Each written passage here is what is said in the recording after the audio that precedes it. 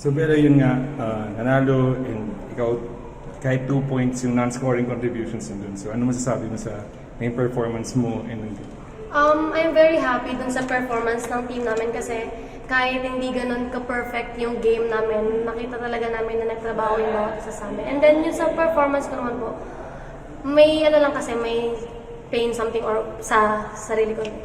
And sa game ko kanina, naisip ko kasi hindi dapat rason kung may masakit man sa akin or what. Dapat makaisip ako dun sa paraan na kung saan ko kaya mag-contribute. Kung hindi ko man kaya gumawa sa atake kasi nga yun dahil doon. I think doon ako babawing doon nga sa defense side. Kasi inisip ko lang kanina, ano ba yung kaya kong i-contribute sa team bukod doon sa atake na hindi ko nga magawa kanina.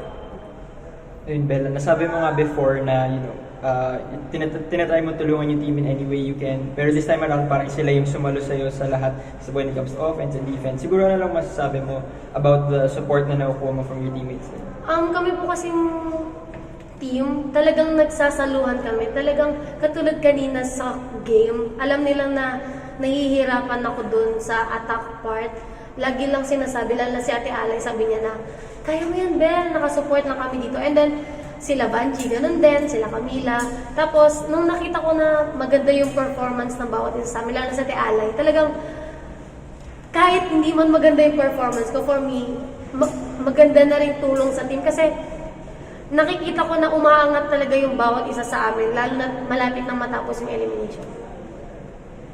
Is pain na nabanggit mo, saan siya? Nag-start po kasi siya nung nagkaroon ako, so yung back pain.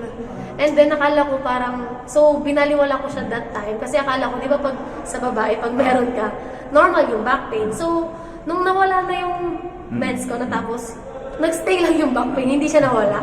So, siguro kasalanan ko rin on my part. Kasi ako pag may nafe-feel akong masakit sa akin, hindi ko agad sinasabi sa coaches hanggat feeling ko kaya ko pa. So, yun. Siguro mali ko din na hindi agad ako nag-inform sa coaches namin. Bella, paano nyo lang kokontrolin yung emotions nyo against Lasal knowing na kulang pa nga yung Lasal without Angel? Confident naman ako sa team namin na kaya namin lumaban with or without Angel. Kasi alam ng bawat isa sa amin kung ano yung trabaho namin, kung ano yung goal namin. Kailangan namin bumawi kasi natalo po nila kami ng first round. And hindi kami dapat matalo ng second round kasi crucial na rin for twice to beat na rin talaga. So sabi namin, i-expect namin na kumpleto yung Lasal na talagang pati si Angel maglalaro and hindi dapat kami mag-underestimate ng kalaban. Kumbaga, nandun pa rin yung respect. Kung nandun man or si Angel or wala, kailangan yung performance namin talagang maganda. Like, kung sino ba talaga yung Enyo, kung paano kami mag-training, dapat yun pa rin yung galaw namin. yun nga, dahil last season di kayo nanalo against them and yung first round din, ano sa tingin mo yung kulang na kailangan yung ibalik? I think yung eagerness namin to win, and yung to finish the game. Kasi lagi kahit nung last season, nauuna kami makadalawang set.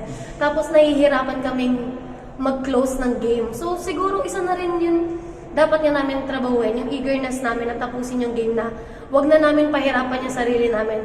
Lalo na pag alam naman namin sa sarili namin na kaya.